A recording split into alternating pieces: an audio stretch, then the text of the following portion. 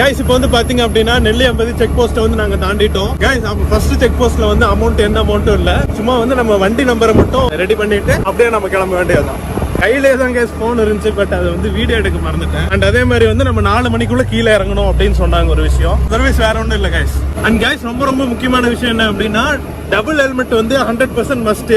கண்டிப்பா double helmet போட்டே தான் ஆகணும். இந்த நெல்லியம்பதிக்காக இல்ல, நீங்க கேரளாக்குள்ள போனீங்கனாலே டபுள் ஹெல்மெட் தான் போடணும். தமிழ்நாட்டிலே இப்ப சட்டம் வந்துச்சு, பட் அந்த அளவு தமிழ்நாட்டில் வந்து அவ்வளோ ஸ்ட்ரிக்ட் இல்லை.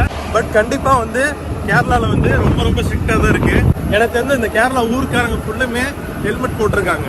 ஸோ வந்து நீங்க கண்டிப்பா ஹெல்மெட் போட்டு போங்க.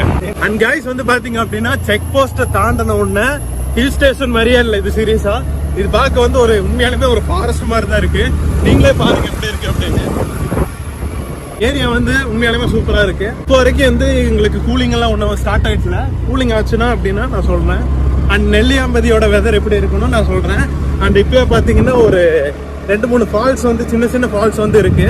நீ போக நிறைய இருக்கும். அதுல எங்கெங்க குளிக்க முடியும், எங்கெங்க குளிக்கலாம், எல்லா விஷயமும் வந்து இந்த வீடியோல வந்து நீங்க பார்க்கலாம் கண்டிப்பா.